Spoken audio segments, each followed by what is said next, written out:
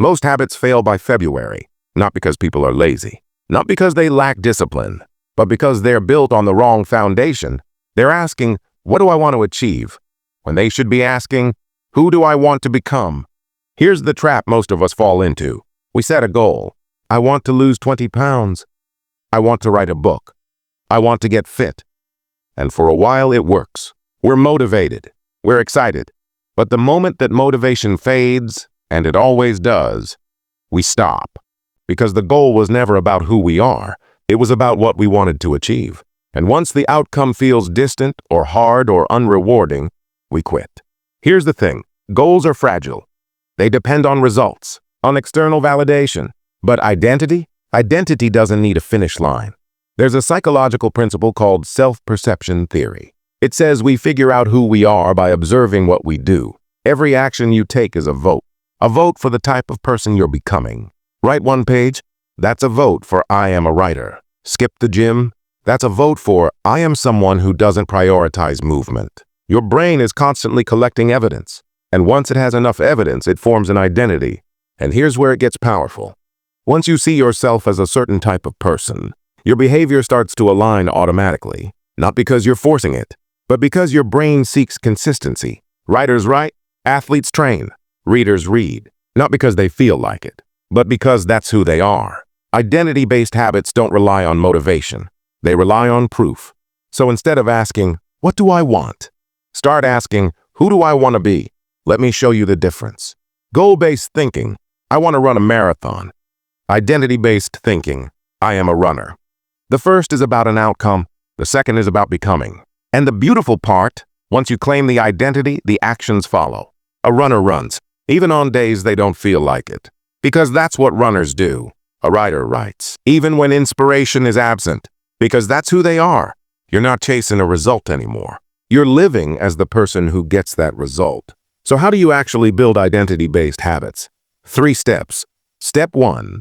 Decide who you want to become, not what you want to achieve. Who you want to be. Ask yourself, what type of person could achieve the outcome I want? Want to lose weight? The identity. I am someone who doesn't miss workouts. Want to learn a language? The identity. I am a learner. Want to build something? The identity. I am a creator. The identity comes first. The behavior follows. Step 2. Prove it with small actions. Here's the key. You don't need to believe it yet. You just need to act like it. Every small action is evidence. 1 push-up?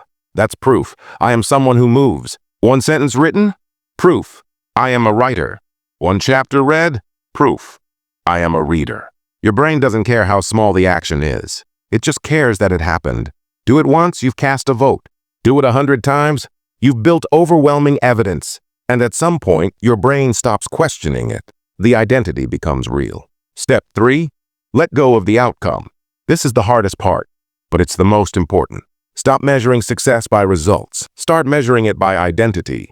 Did you act like the person you want to become today? Then you succeeded. The results? They're just a lagging indicator, a byproduct of who you've become. Focus on being the person. The outcome takes care of itself. Think about 2 people trying to build a YouTube channel. Person A says, I want to be a YouTuber. They make 10 videos. No views, they quit. Person B says, I am a creator. They make 100 videos. Some flop, some succeed, but they never stop. Because person B isn't chasing views. They're living their identity. And eventually, the results come. Not because they chased them, but because they became the person who earns them. Here's what most people miss. You don't need to feel like the person you want to become. You just need to act like them. Once, then again, then again. Every action is a vote. Every vote builds the identity. And once the identity is built, the habits aren't hard anymore. They're just who you are. So ask yourself today, who am I becoming with each small choice?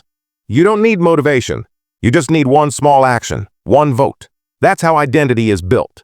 Quietly, consistently, 1 choice at a time. If this shifted how you think about habits, hit like. Drop a comment. I am your identity.